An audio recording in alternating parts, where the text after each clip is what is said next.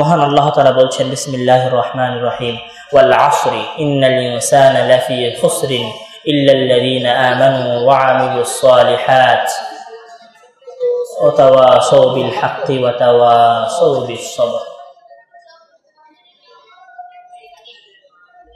ওয়াল আসরি সময়ের শপথ, ইন্নাল ইনসানা লাফি খুসরিন নিশ্চয় প্রত্যেক মানুষ ক্ষতির মধ্যে নিমজ্জিত, ইল্লাল্লাযীনা আমানু তারা ছাড়া, ইল্লাল্লাযীনা আমানু ওয়া আমিলুস সালিহাত তারা ছাড়া যারা ঈমান এনেছে, যারা সৎকর্ম করেছে, ওয়া তাওয়াসাউ বিল হাক্কি তোমরা সৎকর্মের একে অন্যকে উপদেশ দাও, ওয়া তাওয়াসাউ বিস সাবরি একে অন্যকে ধৈর্যের উপদেশ দাও। এটা হচ্ছে এই সূরার সাধারণ তরজমা, যেটা আমরা সবাই পড়ি, সবাই জানি। কিন্তু এই সূরার যেটা মূল উদ্দেশ্য, মূল রহস্য, সেটা হচ্ছে এই পৃথিবীতে আজ যেটা নিয়ে লড়াই চলছে, যেটা নিয়ে যুদ্ধ চলছে, যেটা নিয়ে প্রতিযোগিতা চলছে, সফলতা বিফলতার প্রতিযোগিতা, লাভ ক্ষতির প্রতিযোগিতা, অর্জন এবং হাসিলের প্রতিযোগিতা অথবা ব্যর্থতার প্রতিযোগিতা। এই পৃথিবীতে যা চলছে সবকিছুই কি পাওয়া না পাওয়ার প্রতিযোগিতা। সবকিছুই কিসের প্রতিযোগিতা? পাওয়া না পাওয়ার প্রতিযোগিতা। এই যত পাওয়া না পাওয়া আছে, যত হাসিল অর্জন আছে আর অনর্জন আছে, যত সফলতা আছে আর যত বিফলতা আছে, যত লাভ আছে আর যত ক্ষতি আছে, সব কিছু একটা বিষয়ের উপর বেসিস করে চলছে। কিসের উপর বেসিস করে চলছে? সবকিছু একটা বিষয়ের উপর বেসিস করে চলছে। সেটা কি? সময়ের সদ্ব্যবহার। সময়ের সদ্ব্যবহার। পৃথিবীতে সেই সফল যে সময়ের সদ্ব্যবহার করে, সেই লাভবান যে সময়ের সদ্ব্যবহার করে, সেই সফল যে সময়ের সদ্ব্যবহার করে, সেই পরীক্ষায় পাশ হয়েছে যে সময়ের সদ্ব্যবহার করে, সেই পরীক্ষায় বেশি নাম্বার পেয়েছে যে সময়ের সদ্ব্যবহার করে, সেই বিজ্ঞানে সফলতা অর্জন করেছে যে সময়ের সদ্ব্যবহার করে, সেই দুনিয়াবী জীবনে সফলতা অর্জন করেছে যে সময়ের সদ্ব্যবহার করে, সেই ব্যবসায় সফলতা অর্জন করেছে যে সময়ের সদ্ব্যবহার করেছে। এই পৃথিবীতে যত সফলতা আছে, যত বিফলতা আছে, মানুষের যত চাওয়া আছে, মানুষের যত পাওয়া আছে, যত পাওয়ার যত না পাওয়া আছে, যত অর্জন আছে আর যত অনর্জন আছে, সব কিছু একটা জিনিসের উপর বেসিস করে চলে, সেটা হচ্ছে সময়। এই জন্য মহান আল্লাহ তাআলা যখন সময়ের কথা বলছেন, তখন বলছেন ওয়াল আসরি ইন্নাল ইনসানা লাফি খুসরিন, সময়ের শপথ, নিশ্চয় প্রত্যেক মানুষ ক্ষতির মধ্যে নিমজ্জিত। ক্ষতির মধ্যে তারা নিমজ্জিত যারা সময়ের সৎ ব্যবহার করে না। ওয়া আমিলুস সালিহাতি, আর লাভবান তারাই যারা সময়ের ওয়া আমিলুস সালিহাত সময়ের সৎ ব্যবহার করে, সৎ কর্মের মাধ্যমে, সময়ের সৎ ব্যবহার করে সৎকর্মের মাধ্যমে। তো সূরা আসরের প্রথম আয়াতের অনুবাদ হচ্ছে প্রত্যেক ওই মানুষ ক্ষতির মধ্যে নিমজ্জিত যারা সময়ের সৎ ব্যবহার করে না। ওই মানুষগুলো ছাড়া যারা সময়ের সৎ ব্যবহার করে সৎ কর্মের মাধ্যমে, সৎ আমলের মাধ্যমে। কথার কথা তারেক ভাই, রবিউল ভাই সৎ কর্ম করার, সৎ আমল করার, সৎ কাজ করার প্ল্যান গ্রহণ করেছে। প্ল্যান বাস্তবায়ন করতে পারেনি, প্ল্যান বাস্তবায়ন করতে পারছে না, করার ডিসিশন নেওয়ার পরে টিকে থাকতে পারছে না। তখন মহান আল্লাহ তাআলা বলছেন ওয়া তাওয়াসাউ বিল হাক্কি ওয়া তাওয়াসাউ বিস সাবর। ইসলাম সামাজিকতায় বিশ্বাসী করে, ইসলাম সামাজিকতায় বিশ্বাসী করে, সংঘবদ্ধ জীবন যাপনে বিশ্বাসী করে। ইসলাম এক জায়গায় একত্রিত হয়ে একটা মসজিদ কেন্দ্রিক সমাজ গঠনে বিশ্বাসী করে। ইসলাম সামাজিক একটা দিন, সামাজিক একটা ধর্ম। তার প্রমাণ ওয়া তাওয়াসাউ বিল হাক্কি ওয়া তাওয়াসাউ বিস সাবর। মহান আল্লাহ তাআলা ওয়া আমিলুস সালিহাত, তোমরা সৎকর্ম করো। সৎকর্ম করা বললে তো কথা শেষ। সৎকর্ম করার পরে আর কিছু লাগে? সৎকর্ম করার পরে তো আর কিছু লাগে না। কিন্তু ইসলাম সামাজিকতায় বিশ্বাসী করে, সামাজিকতায় বিশ্বাস করে। ইসলাম জানে যে একজন ব্যক্তি একাই বৈরাগী জীবনের মাধ্যমে জঙ্গলে গিয়ে কোনোদিন দিনের উপরে টিকে থাকতে, ইসলামের উপরে টিকে থাকতে পারবে না।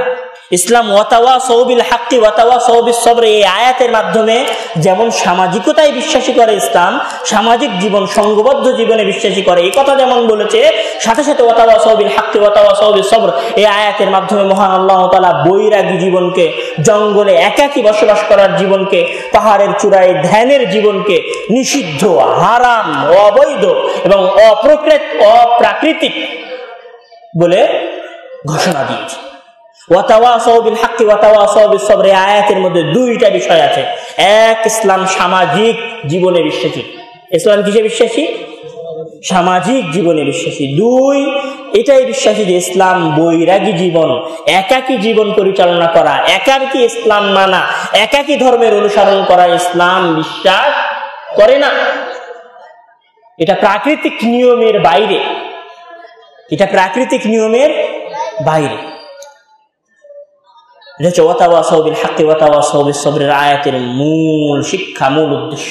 তো মহান আল্লাহ তাআলা যেটা বলছিলাম যে রুবিউল ভাই বা তারেক ভাই প্ল্যান করার পরে টিকতে পারে না, তো মহান আল্লাহ তাআলা ওয়া আমিলুস সালিহাত, সৎকর্ম করার পরে বলছে, সৎকর্ম বললে তো প্ল্যান শেষ, কথা শেষ, মূল আলোচনা শেষ, কিন্তু মূল আলোচনা শেষ করার পরে মহান আল্লাহ তাআলা বলছে তুমি ওয়া আমিলুস সালিহাতের উপর কিভাবে টিকে থাকতে পারবা, কিভাবে টিকে থাকতে পারবা, কিভাবে এর উপর তোমার ইস্তিকামা হবে, দৃঢ় পদক্ষেপে তুমি এর উপর কিভাবে টিকে থাকবা।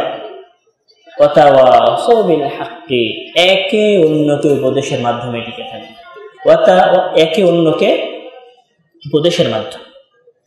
কথার কথা, আজকে যদি রবিউল ভাই নিস্তেজ হয়ে যায় কোনো কারণে, হয় আপনি দাঁড়াবেন, আপনি রবিউল ভাইকে ফোন দিয়ে বলেন রবিউল ভাই আপনি যে গত সপ্তাহের বৈঠকের কথা বলেছিলেন সেই বৈঠকের তার ব্যবস্থা করলেন না, কি খবর? এটা হয়। আপনার কথার কথা, যারা বিভিন্ন এলাকায় আব্দুল্লাহ ভাইকে প্রোগ্রামে নিয়ে গেছেন, প্রোগ্রামে নিয়ে যাওয়ার জন্য কতবার রবিউল ভাইয়ের কাছে ফোন দিয়েছেন, শতবার ফোন দিয়ে বলেছেন রবিউল ভাই আমার যে প্রোগ্রামের কথা বলেছিলেন সেটার কি হলো, তারেক ভাই আমার এখানে যে প্রোগ্রামের কথা বলেছেন সেটার কি হলো, আব্দুল্লাহ ভাইকে আসবে না। রবিউল ভাই যদি ঠান্ডা হয়ে গেছে, আপনি তাকে ফোন দিয়ে স্মরণ করিয়েছেন, জোর দিয়েছেন। এটাই হচ্ছে ওয়াতাওয়াসাউ বিল হক। এটাই কি ওয়াতাওয়াসাউ বিল হক, এটাই হচ্ছে ওয়াতাওয়াসাউ বিল হক। রবিউল ভাই আপনাকে একটা কথা বললো, সেই কথাটা আপনি বারবার ফোন দিয়ে রবিউল ভাইকে স্মরণ করাচ্ছেন, আব্দুল্লাহ ভাই কবে আসবে, আব্দুল্লাহ ভাই কবে আসবে, প্রোগ্রাম পিছায় নিয়ে যান না, আগে নিয়ে আসেন, অমুক দিন নিয়ে আসেন, কি করছেন, কি করলেন, অগ্রগতি কতদূর। এটাই হচ্ছে ওয়াতাওয়াসাউ বিল হক, একে অন্যকে সৎ কাজের উপদেশ দেওয়া। একজন স্তমিত হয়ে গেলে আরেকজন বলবে, আরেকজন ঠান্ডা হয়ে গেলে আরেকজন বলবে। এটা কখন বলতে পারবে? যখন মানুষ সমাজে বসবাস করে। সমাজে যদি বসবাস না করে একজন আরেকজনকে বলতে পারবে। ইসলাম বাস্তবতায় বিশ্বাস, ইসলাম বাস্তবতা। এই জন্য ওয়াতাওয়াসাউ বিল হাক্কি। পরের আয়াতে কি বলছে? ওয়াতাওয়াসাউ বিস সবর। ঝিনাইদহের এক ভাই, বা ধরেন গাইবান্ধার এক ভাই, রংপুরের এক ভাই গত 2 মাস থেকে যোগাযোগ করছে যে আমাদের এখানে প্রোগ্রাম আসেন, কবে আসবেন, দাওয়াতি কার্যক্রমে আসেন না কেন। তখন রবিউল ভাই তাকে ফোন দিয়ে বলছে ভাই একটু ধৈর্য ধরেন, একটু সবর করেন, আমরা এই কাজ করছি আসবো, আপনার এখানে আসবো, একটু শান্ত হন। এটা কি ওয়াতাওয়াসাউ বিস সবর। ওই যে এক ভাই আসে বললো যে আমার এলাকায় পুরোটা মাযহাবি, পুরোটা কি মাযহাবি, আমি ওখানে মসজিদে দাওয়াত দিতে পারি না, আমরা একটা ঘরের মধ্যে বসে থেকে দাওয়াত দেই। তখন আব্দুল্লাহ ভাই উঠে পরের আলোচনায়, শেষের আলোচনায় কি বলল? যে আপনারা ধৈর্য ধারণ করেন, চেষ্টা করেন, এইভাবে চেষ্টা করেন, এইভাবে চেষ্টা করেন, এটা হচ্ছে ওয়াতাওয়াসাউ বিল হক। আর চেষ্টা করতে থাকেন, এটা হচ্ছে ওয়াতাওয়াসাউ বিস সবর। ওয়াতাওয়াসাউ বিস সবর হচ্ছে চেষ্টা করতে থাকে। আপনারা সবাই মিলে আপনার এলাকার মসজিদ কেন্দ্রিক দাওয়া সংগঠন গঠন করেছেন, দাওয়া একটা টিম গঠন করেছেন, আপনারা সবাই মিলে মানুষের সামনে দাওয়াত দিতে গেছেন, এক জায়গায় ক্রাম খেলছে, দাওয়াত দিতে গেছেন, দাওয়াত দিতে গিয়ে একজন আপনাকে উল্টা ঝাড়ি দিয়েছে, উল্টা কথা বলেছে, উল্টা মন্তব্য করেছে, তখন আপনি অপমানিত হয়ে ফিরে চলে আসছেন, তখন ওইখানে আপনাকে আরেকজন বলছে এরকম হবেই, এটা হয়, রাসূলের সাথে এরকম হয়েছে, এটাই কি ওয়াতাওয়াসাউ। তো ওয়ামিলুস সালিহাত, সৎ কর্ম টিকে থাকতে পারে না ওয়াতাওয়াসাউ বিল হাক্কি আর ওয়াতাওয়াসাউ বিস সবর ছাড়া। সৎ কর্ম টিকে থাকতে পারে না ওয়াতাওয়াসাউ বিল হক আর ওয়াতাওয়াসাউ বিস সবর ছাড়া। আর ওয়াতাওয়াসাউ বিল হাক্কি ওয়াতাওয়াসাউ বিস সবরি, ধৈর্যের উপদেশ দেওয়া, সৎ কর্মের উপদেশ দেওয়া, এই দুইটা টিকে থাকতে পারে না ওয়ামিলুস সালিহাত ছাড়া। আর ওয়ামিলুস সালিহাত সৎকর্ম হতে পারে না, একে অন্যকে সৎ কাজের উপদেশ দেওয়া হতে পারে না, একে অন্যকে সবরের উপদেশ দেওয়া হতে পারে না সময়ের সদ্ব্যবহার ছাড়া। সময়ের সদ্ব্যবহার ছাড়া পুরো আয়াত, পুরো সূরা একটা আর একটার সাথে সম্পূর্ণ। এটা কোরআন, যে আমরা এখন যেটা বললাম সেটা মূল কথা। আর এখানে যেটা, এটা হচ্ছে কোরআনের সৌন্দর্যতা, এটা হচ্ছে কোরআনের আকর্ষণ, কোরআনের মজা। ওয়াল আসরি ইন্নাল ইনসানা লাফি খুসরিন ইল্লাল্লাযীনা আমানু ওয়া আমিলুস সালিহাতি ওয়া তাওয়াসাউ বিল হাক্কি ওয়া তাওয়াসাউ বিস সবর।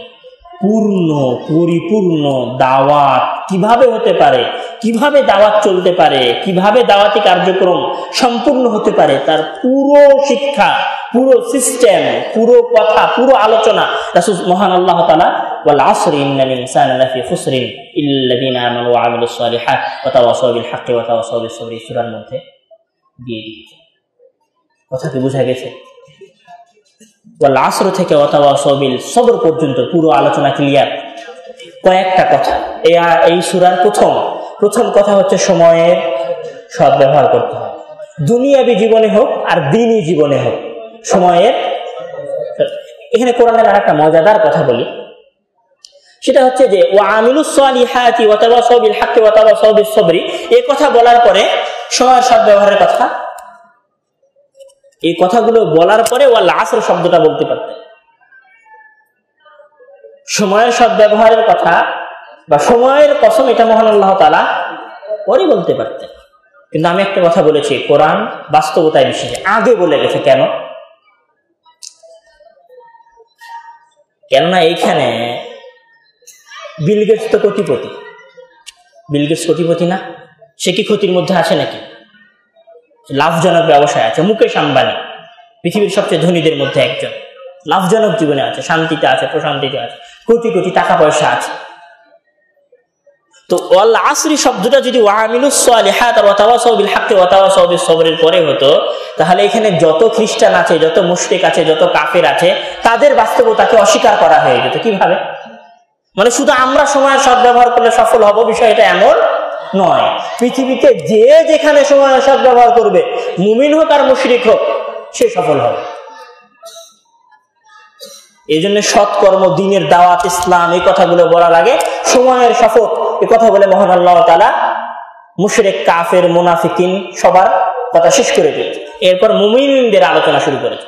প্রত্যেক ওই ব্যক্তি সফল যে সময়ে সৎ ব্যবহার করে, তাদের চাইতে আরো বেশি সফল, আরো বেশি অর্জনকারী, আরো বেশি হাসিলকারী তারাই ওয়া আমিলুস সালিহাত, যারা সৎকর্ম করেছে। বুঝা গেছে? ইসলাম বাস্তবতায় বিশ্বাসী করে এবং ইসলাম যেটা চলছে সেটাকে অস্বীকার করে না। তো ওয়াল আসর শব্দটার দ্বারা, ওয়াল আসর শব্দটাকে মহান আল্লাহ তাআলা আম রেখেছেন, কারোর সাথে খাস করেন। এই খাস নির্দিষ্ট না করার জন্য ওয়াল আসরকে আগে বলে গেছে। এখানে আর কথা বললে কথা আরো বাড়তে থাকে, সেটা হচ্ছে এখানে আরেকটা কথা বলি যে কসম, মহান আল্লাহ তাআলা দেখুন বলছেন যে লা উকসিমু বিয়াউমিল কিয়ামাহ ওয়া লা উকসিমু বিন নাফসিল লাওয়ামাহ ওয়াত তিন ওয়াজ যাইতুন। কসম করছে মহান আল্লাহ তাআলা, শপথ উঠাচ্ছেন। তো মহান আল্লাহ তাআলা যখন কোন, যেমন বলছেন যে ওয়ান নাজমি ইযা হাওয়া মা দাল্লা সাহিবুকুম ওয়া মা গাওয়া ওয়া মা ইয়ানতিকু আনিল হাওয়া ইন হুয়া ইল্লা ওয়াহী। তো মহান আল্লাহ যে কসম, শপথ করছেন, মহান আল্লাহ তাআলা যে বিষয়ে শপথ করেন সেইটা যেমন মহান হয়, হয়তো আমি জানি না, আমি উদ্ভাবন করতে পারছি না, আমার বিবেকের স্বল্পতা, বিজ্ঞানের স্বল্পতা। যেমন আজ পর্যন্ত বিজ্ঞান 7 আসমানের ব্যাখ্যা দিতে পারেনি, বিজ্ঞান 7 আসমানের ব্যাখ্যা দিতে পারেনি। তো বিজ্ঞান হয়তো তিন ওয়াজ যাইতুনের ব্যাখ্যা দিতে পারেনি, বিজ্ঞান হয়তো ওয়ান নাজমি ব্যাখ্যা দিতে পারেনি, কিন্তু মহান আল্লাহ তাআলা প্রত্যেক যে বিষয়ে কসম খান সেই বিষয়ের একটা অতুলনীয়, অপরিসীম একটা বিশালতা থাকে। অতীব গুরুত্বপূর্ণ বিষয় ছাড়া মহান আল্লাহ তাআলা কসম খান না। এবং যখন কোনো গুরুত্বপূর্ণ বিষয়ে কসম খান, তখন গুরুত্বপূর্ণ বিষয়ের পরে যে কথা বলেন, ওই গুরুত্বপূর্ণ বিষয়ে কসম খাওয়ার দ্বারা ওই বিষয়ে, যে বিষয়ে কসমের পরে তিনি নিয়ে আসছেন, শপথ নেওয়ার পরে যে বিষয়টাকে নিয়ে আসছেন সেই বিষয়ের প্রতি গুরুত্ব দিয়ে যান। তো মহান আল্লাহ তাআলা যখন ওয়াল আসর শব্দ ব্যবহার করেছেন, এমন একটা শব্দের দ্বারা শপথ করেছেন, এমন একটা শব্দের দ্বারা কসম উঠিয়েছেন যেটা পুরো পৃথিবীর জীবন পরিচালনা করছে, পুরো পৃথিবীর সকল মানুষের সবকিছুকে কি করছে, মেইনটেইন করছে। পুরো পৃথিবীর সবকিছুই আজ সময় কেন্দ্রিক, পুরো পৃথিবীর সব কিছুই আজ সময়ের কেন্দ্রিক, সময়ের বাইরে কোনো কিছু না। তো মহান আল্লাহ তাআলা বিশাল বড় অপরিসীম অতুলনীয়, যার কল্যাণ, যার বিশালত্ব, যার বড়ত্ব মানুষ অনুধাবন করতে পারে না, এইরকম একটা বিষয়ে কসম খেয়েছেন। কসম খাওয়ার পরে এবার বলছেন ইন্নাল ইনসানা লাফি খুসরিন ইল্লাল্লাযীনা আমানু ওয়া আমিলুস সালিহাত। তো আমরা এই সূরা থেকে কয়েকটা জিনিস শিখলাম। সেটা হচ্ছে যে প্রথম যেটা আমরা শিখলাম দিন জ্ঞানের ক্ষেত্রে, মানে আমাদের দাওয়াতি কার্যক্রমের ক্ষেত্রে যেটা আমরা প্রথম শিখেছি সেটা হচ্ছে আমাদেরকে সময়ের সৎ ব্যবহার করতে হবে। সময়ের সৎ ব্যবহার না করলে আমরা ক্ষতির মধ্যে নিমজ্জিত হব। প্রকৃত সময়ের সৎ ব্যবহারকারী সেই।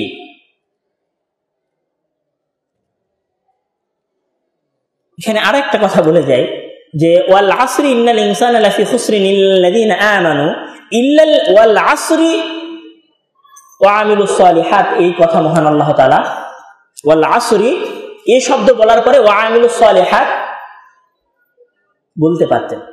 আমার কথা মনে হয় বুঝে আসছে না। সূরা আসর আপনাদের সবারই মুখস্থ আছে, আমার ধারণা সবারই মুখস্থ আছে না? তো মহান আল্লাহ তাআলা ওয়াল আসরি ইন্নাল ইনসানা লাফি খুসরিন, ওয়াল আসর বলার পরে ইন্নাল ইনসানা লাফি খুসর বলেছে, ইন্নাল ইনসানা লাফি খুসরিন বলার পরে ইল্লাল্লাযীনা আমানু ওয়া আমিলুস সালিহাত বলেছে। তো ওয়াল আসরি ইন্নাল ইনসানা লাফি খুসর এই বাক্যটা বের করে দিয়ে ওয়াল আসরি ওয়া আমিলুস সালিহাত বলা যেত না? বলা যেত না? বলা যেত তো, বলা যেত, কিন্তু মহান আল্লাহ তাআলা বলেনি। কেন বলেনি? মহান আল্লাহ তাআলা এখানে একসাথে তিনটা বিষয়ের প্রতি ইশারা করেছে। এক, সময়ের সদ্ব্যবহার করতে হবে আমভাবে। যে সময়ের সদ্ব্যবহার করবে সে সফল হবে, যে সময়ের সদ্ব্যবহার করবে না সে বিফল হবে। এখন আপনার মাথার মধ্যে আম বিষয় থাকলো সময়ের সদ্ব্যবহারকারী সফল, কিন্তু প্রকৃত সফলকে, প্রকৃত সফল হচ্ছে ওয়া আমিলুস সালিহাত, যে সৎ কর্ম করে। মুকেশ আম্বানি সফল, বিল গেটসও সফল, কিন্তু আপনার সফলতা আর তার সফলতা এক নয়। তো মহান আল্লাহ তাআলা ওয়াল আসরি বলে সাধারণ কথা বলেছেন, আম কথা বলেছেন। আম কথা বলার পরে বিশেষ সফলতা, সব সফলতার মধ্যে প্রকৃত সফল ব্যক্তি, আসলে সফল ব্যক্তি সেই ওয়া আমিলুস সালিহাত, যে সৎকর্ম করে। তো ওয়া আমিলুস সালিহাত শব্দটা ওয়াল আসর শব্দের সাথে নিয়ে গেলে প্রকৃত সফল, প্রকৃত অর্থটা আর আসতো না, প্রকৃত অর্থটা আর ফুটে উঠতো না। প্রকৃত অর্থটা, প্রকৃত শব্দটা, প্রকৃত রূপে সফল, আসল রূপে সফল, বাস্তবে সফল, রিয়ালে সফল, এই অর্থটা নিয়ে আসার জন্য ওয়াল আসরি ইন্নাল ইনসানা লাফি খুসরিন বলে ব্যবধান করেছে। তারপরে ইল্লাল্লাযীনা আমানু ওয়া আমিলুস সালিহাত বলেছে। তো আমরা বলছিলাম আমাদেরকে সময়ে সৎ ব্যবহার করতে হবে। সময়ের সৎ ব্যবহার না করলে আমরা ক্ষতির মধ্যে নিমজ্জিত হব। আমরা সময়ের সৎ ব্যবহার করব আমিলুস সালিহাত, সৎ কর্মের মাধ্যমে। সৎ কর্মের উপর টিকে থাকব একে অন্যকে সৎ কাজের উপদেশ দেওয়ার মাধ্যমে, একে অন্যকে ধৈর্যের উপদেশ দেওয়ার মাধ্যমে। তাহলে এই সূরার 5টা শিক্ষা। 1, সময়ের সৎ ব্যবহার করা। 2,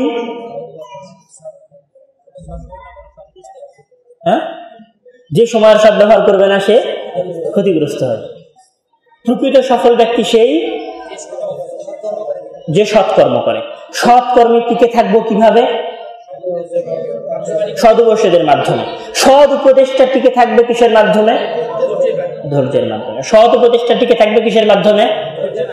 ধৈর্যের মাধ্যমে। সৎ উপদেশ কিন্তু ধৈর্য, কোরআনের তারতিব একটা অসাধারণ তারতিব। মহান আল্লাহ তাআলা যদি বলতেন ওয়া তাওয়াসাউ বিস সবরি আগে নিয়ে আসতেন, ওয়া তাওয়াসাউ বিল হাক্কি পরে নিয়ে যেতেন, তাহলে কি হতো?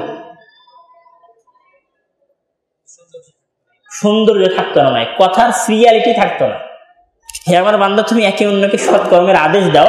সৎকর্মের আদেশ দিতে দিতে তোমার পথে বাধা আসবে, আর আগে তো বাধা আসে না, আগে ধৈর্য আসে না। আগে বাধা আসে। বাধা সৃষ্টি হবে কখন? যখন উপদেশ দিবেন।